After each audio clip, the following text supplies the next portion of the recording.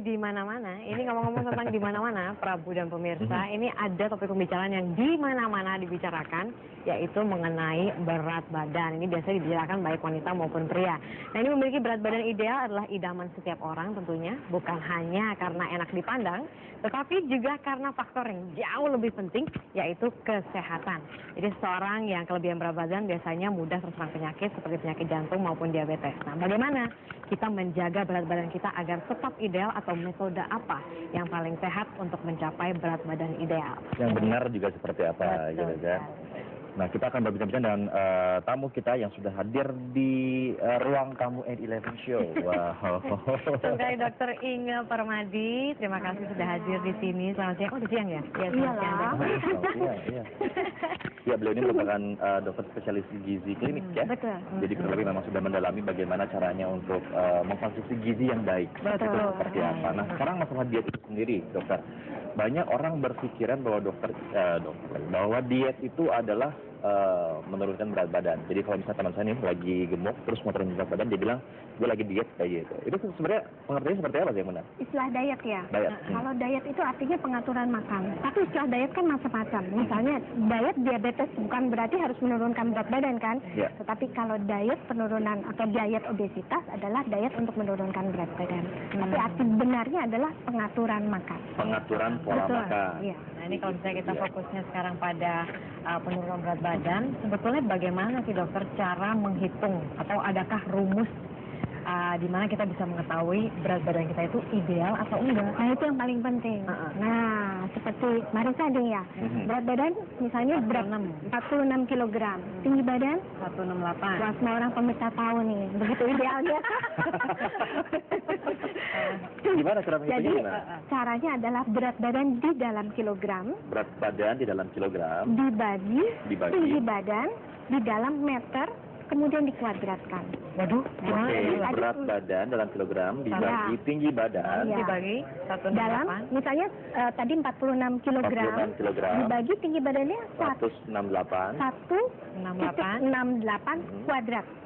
atau dibagi 1,68 karena dalam meter. Kan Oke, 168 itu meter. dalam senti. Ya. Oh, Berarti gitu. berapa dong itu? Nanti range-nya Kalau kita dapatkan range-nya angkanya adalah berapa? antara 18,5 sampai 22,9 itu ideal.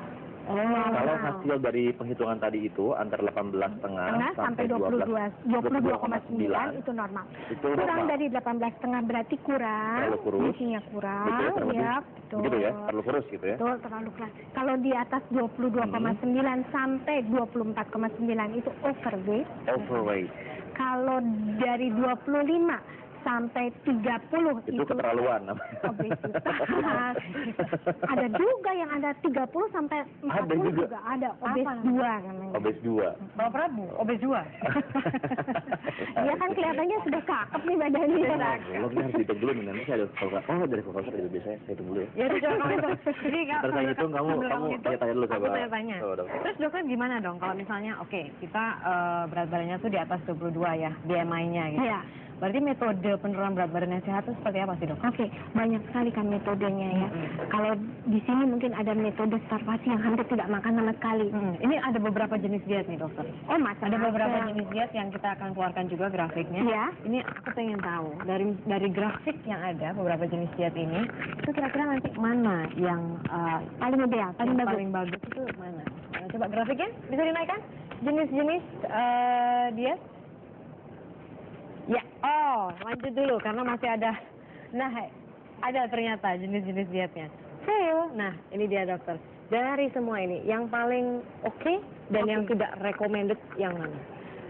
Semua jenis diet di sini adalah kalau dipergunakan dalam jangka waktu yang singkat, itu biasanya penurunan berat badannya banyak. Kalau nggak tidak ada klien yang mau mengikuti diet ini ya.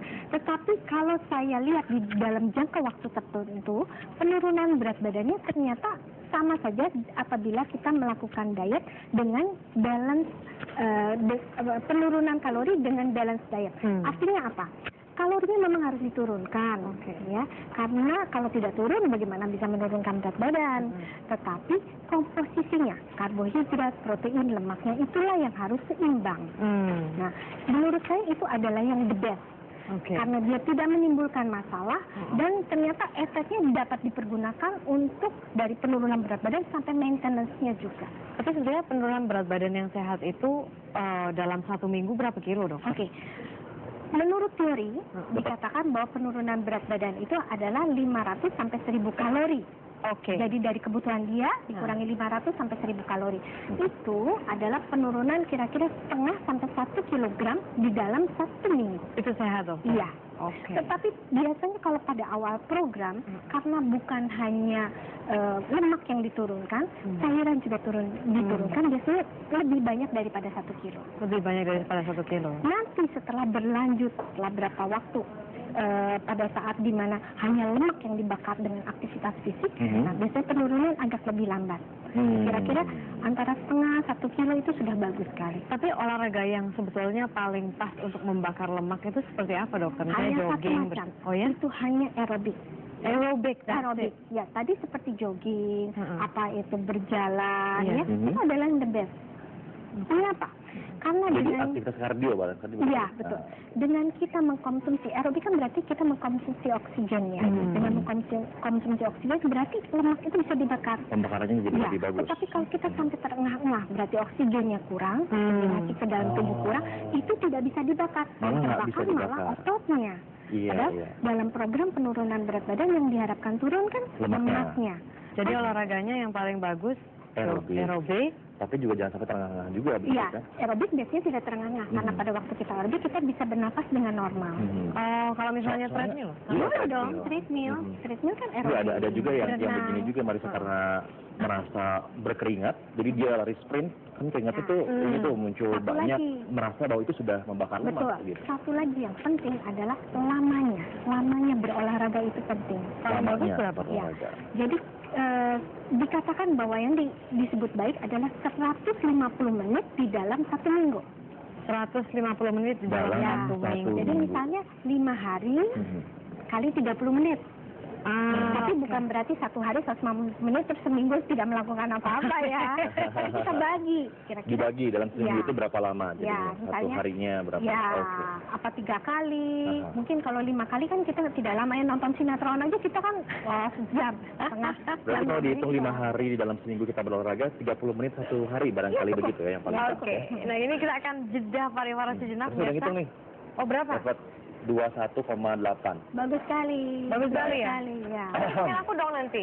Ya, pemirsa. Kita akan tahu bersama. Nah, jangan kemana-mana pemirsa, karena saat lagi kami juga akan hadirkan satu narasumber lagi yang akan membicarakan mengenai kira-kira program apa yang available, yang kira-kira baik untuk menurunkan berat badan tentunya secara sehat. Sesaat lagi.